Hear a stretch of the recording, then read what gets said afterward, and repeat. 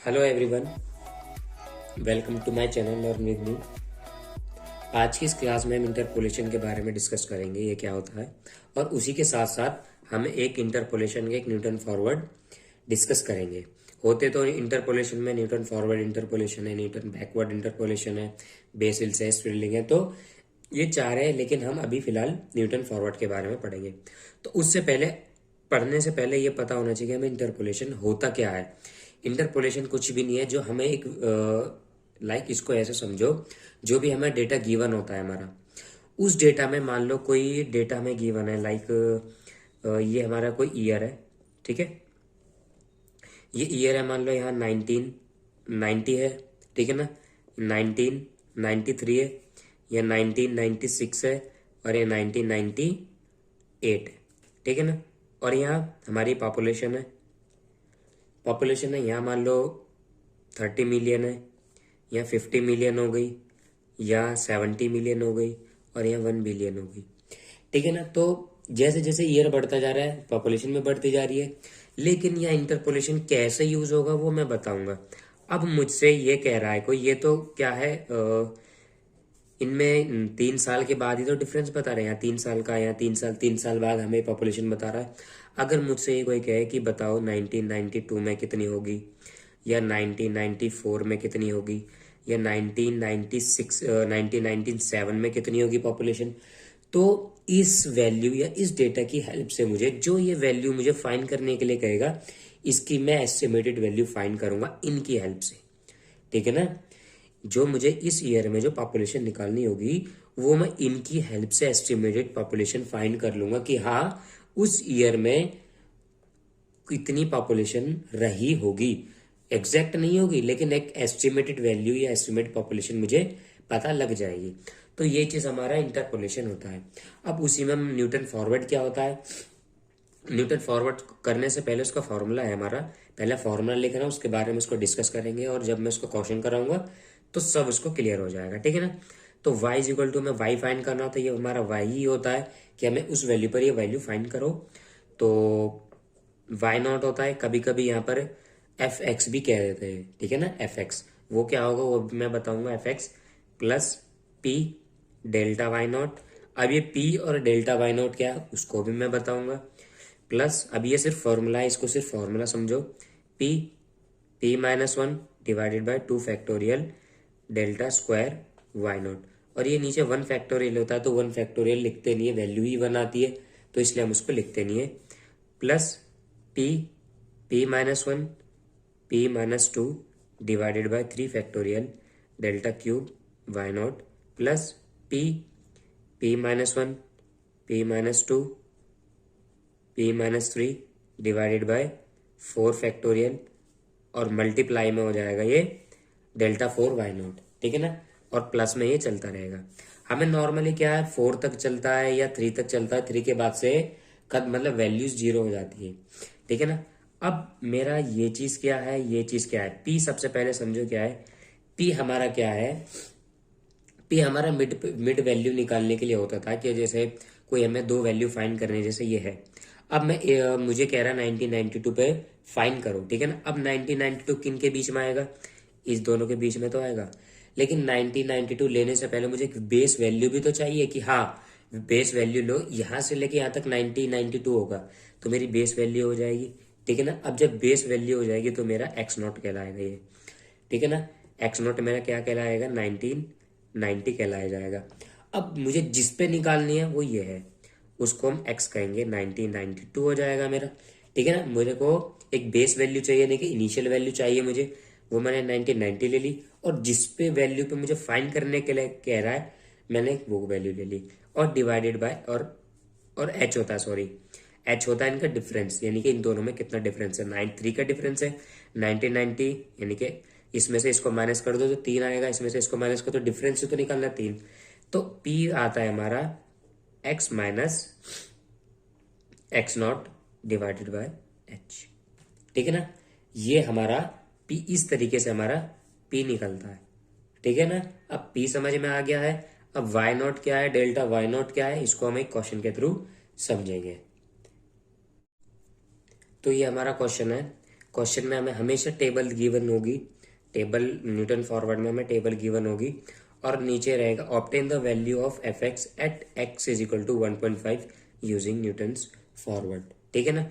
अब Newton's forward लगाने का ये चीज याद रखना है कि जो एक्स की वैल्यू होगी ना, वो जो हाफ होगी ना हमारी, उससे पहले पहले ही होगी, बाद में नहीं होगी। अब मैं कहूँ अगर मेरे को वैल्यू 5.5 पर देता तो हम उसका अलग फॉर्मूला लगाते, ठीक है ना। लेकिन हमें एक्स 1.5 पर कह रहा है तो 1.5 इन दोनों के बीच में आएगा तो हमारा न्यूटन फॉरवर्ड ही लगेगा। और ये साथ के साथ ये भी चेक करना है कि इन दोनों में इक्वी डिस्टेंस होना चाहिए, जो हमारी एक्स की वैल्यूज हैं, यानी कि इनका डिफरेंस या एच कह लो, वो इक्वल होना चाहिए। 2 - 1 1 होता है, 3 - 2 1 है, 4 - 3 1 है। तो इनमें इक्वी डिस्टेंस होना चाहिए, तभी हम इसमें न्यूटन फॉरवर्ड फॉर्मूला लगा सकते हैं। तो चलो इसका एक टेबल सबसे पहले इसका टेबल बनता है। तो यहाँ पर आएगा एक्स, ठीक है ना, फिर आएगा हमारा एफ एक्स, ठीक है ना। और कभी कभी ना वाई नॉट को हम एफ एक्स ही कह देते हैं, ठीक है ना। वाई नॉट को हम एफ एक्स ही कह देते हैं। ये मत घबराने कि एफ एक्स दे दिया तो कैसे निकाले, एफ एक्स भी वही है और वाई नॉट भी वही है। तो एफ एक्स क्या है मेरा 1 2 3 4 5 और 6। और हमेशा याद रखना जब भी आप टेबल बनाओ, डिफरेंस टेबल जो मैं बना रहा हूँ उसको डिफरेंस टेबल कहते हैं। जो भी न्यूटन फॉरवर्ड का मैं डिफरेंस टेबल बनाऊंगा तो हमेशा इनके बीच में एक एक लाइन का गैप होना जरूरी होता है। वो गैप क्या होगा वो अभी बताऊंगा मैं। 19 सॉरी मैंने गलती कर दिया, 10 19 40 79 142 एंड 235, ठीक है ना। ये एफ एक्स की वैल्यू लिख दी मैंने। अब मुझे क्या फाइंड करना था, मैंने फॉर्मूला बताया था पीछे डेल्टा वाई ने, तो डेल्टा एफ एक्स हो गया, ठीक है ना। फिर क्या होगा, डेल्टा स्क्वायर एफ एक्स हो गया, ठीक है ना। और फिर डेल्टा क्यूब एफ एक्स हो गया, ठीक है ना। और फिर डेल्टा 4 एफ एक्स हो गया, ठीक है ना। इसको हम वाई नॉट भी कहते हैं और इसको हम डेल्टा वाई नॉट भी कहते हैं, इसको डेल्टा स्क्वायर वाई नॉट भी कहते हैं, इसको हम डेल्टा क्यूब वाई नॉट भी कहते हैं और इसको हम डेल्टा 4 वाई नॉट भी कहते हैं, ठीक है ना। मर्जी आपकी, आप ये लिखना चाहें या ये लिखना चाहें, ठीक है ना। अब इसको करने का तरीका है दिस माइनस दिस, ठीक है ना। 19 - 10 या 9, तो इन दोनों के बीच में लिखना है, ठीक है ना। मैंने ये लाइन इसीलिए छुड़वाई थी कि इन दोनों के सेंटर में लिखना है। कभी बच्चे ऊपर लिख देते हैं या नीचे लिख देते हैं, वो गलत हो जाता है। हमेशा एक लाइन छोड़नी है और जो भी मैं इनका डिफरेंस निकालूंगा वो इनके बीच में आना चाहिए, ठीक है ना। 19 - 10 9 और 40 - 19 दैट इज 21 और 17 - 40 दैट इज 39, 142 - 79 63 और 235 - 149 आएगा 93, ठीक है ना। अब ये तो हमारा वाई नॉट हो गया, हमारा डेल्टा एफ एक्स हो गया। अब हमें इसकी भी वैल्यू निकालनी है तो इसकी भी हम ऐसे ही निकालेंगे। 21 - 9 12, 39 - 21 18, 63 - 39 24, 93 - 63 30, 18 - 12 6, 64 6, ये भी 6 ही आएगा। 6 - 6 0, 6 - 6 0, ठीक है ना। यहाँ पर 0 आ जाएगा और आगे भी करना चाहो तो भी वैल्यू 0 ही आएगी, इससे कोई फर्क नहीं पड़ता। तो हमें मेन क्या वैल्यू यहाँ तक की लेने की, बाकी तो 0 है। तो मैंने फॉर्मूला पीछे क्या बताया था, यहाँ पर एक बार और लिख रहा हूँ, y इज इक्वल टू, या एफ एक्स भी लिख सकते हैं यहाँ पर, ठीक है ना। y या एफ एक्स, ठीक है ना। F x is equal to y naught plus फिर क्या आएगा हमारा delta p delta f x plus p, इसको 1 फैक्टोरियल पे लिख लो, p -1 divided by 2 factorial delta square f x plus p -1 p - 2 divided by 3 factorial delta cube f x, ठीक है ना। यहां तक की वैल्यू आ रही है, बाकी तो 0 आए तो मैंने 3 तक ही लिया, ठीक है ना। अब मेरे को p की वैल्यू फाइंड करनी है। p से पहले मेरे को x इनिशियल पता होनी चाहिए। x इनिशियल क्या है मेरा 1.5 पर ही तो निकालनी है मुझे, तो 1.5 मुझे पहले इनिशियल चाहिए ना, बेस तो चाहिए मुझे। तो 1.5 जस्ट उससे ऊपर वाला, जस्ट पहले वाला ले लो तो क्या है मेरा 1 और x मेरा क्या है मेरा 1.5, ठीक है ना, और h मेरा क्या है 1, इन दोनों का डिफरेंस, ठीक है ना।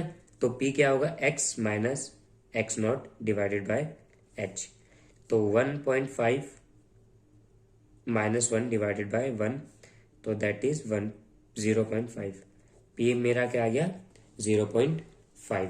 अब ये सब जो मैंने वैल्यूज है वो इसमें रखनी है मेरे को, ठीक है ना। अब जब इसमें रखूंगा मैं तो fx क्या है, fx की अब x की जगह क्या आ जाएगा 1.5 आ जाएगा, ठीक है ना। 1.5 इज इक्वल टू, अब y नोट क्या आएगा, y नोट ये आएगा हमारा fx, जिसकी भी वैल्यू इनिशियल सबसे पहले x की है ना इनिशियल, तो उसका ही इनिशियल मेरे को x लेना पड़ेगा, यानी कि fx लेना पड़ेगा, ठीक है ना। मैं इनिशियल अगर मेरा 2 होता तो उसी का मैं इनिशियल fy में लेता, यानी कि fx लेता, ठीक है ना। अगर मेरा इनिशियल 3 होता तो उसी का मैं इनिशियल लेता, ठीक है ना। मैंने इनिशियल क्या लिया 1 लिया, तो उसी का मेरे को fx आएगा या y नोट आएगा। तो y नोट क्या है मेरा 10 है मेरा, तो मैंने यहाँ 10 ले लिया, प्लस अब क्या कह रहा p डेल्टा fx, p क्या है मेरा 0.5 है मेरा, 0.5 मल्टीप्लाई f डैश एक्स, ये sorry delta fx, delta fx क्या है मेरा 9, ठीक है ना। ये 9 आ गया और 1 factorial, 1 factorial is equal to 1 ही होता है, कोई बात नहीं। p है p माइनस 1, तो plus 0.5 minus 1 divided by 2 multiply 1, ठीक है ना। और डेल्टा स्क्वायर ऑफ एक्स क्या है मेरा 12 है मेरा, डिवाइडेड बाय 12, ठीक है ना, plus 0.5 minus 1, 0.5 minus 2 divided by 3 factorial, ठीक है ना।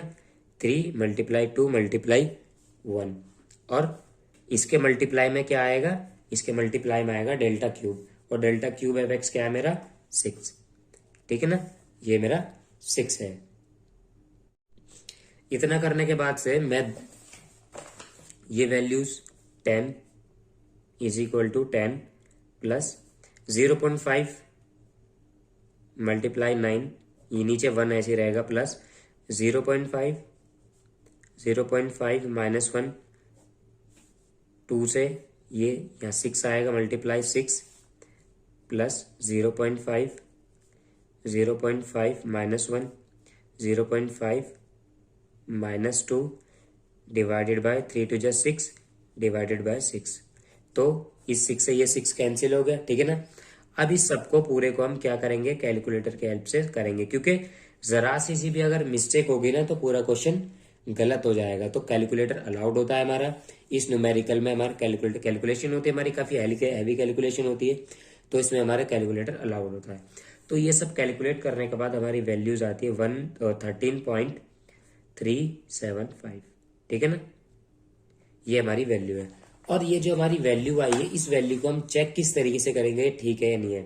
1.5 मेरा किस वैल्यू में आएगा, 1 और 2 के बीच में ही तो आएगा, और एफ एक्स भी तो इन दोनों के बीच में ही आना चाहिए, 10 और 19 के बीच में। मेरी वैल्यू क्या आ रही है 13, और मेरा क्या है 10 और 19 के बीच में 13। अब 13 कहीं भी आ सकता है, जरूरी नहीं है कि 13 बिल्कुल एक्यूरेट बिल्कुल उस पर ही आएगा, जरूरी नहीं है, लेकिन इनके बीच में ही आएगा। अब कुछ ज्यादा डिफरेंस होता है, कभी कभी मैं यहाँ 10 है तो यहाँ 11 होगा या 12 होगा, तो कम डिफरेंस की वजह से ऊपर नीचे वैल्यू हो जाएगी, बट हमेशा ही इन दोनों के बीच में वैल्यू आएगी।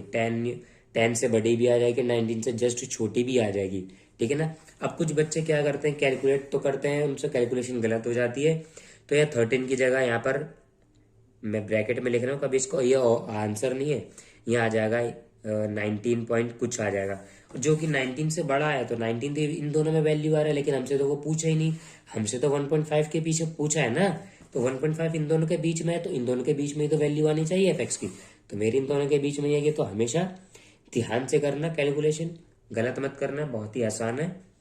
और नेक्स्ट वीडियो में हम न्यूटन बैकवर्ड फॉर्मूला करेंगे, और उस वीडियो के बाद हम दोनों का एक एक एग्जाम्पल करेंगे, ठीक है ना। तो मिलते हैं नेक्स्ट वीडियो में, इस वीडियो में इतना ही। Thanks for watching.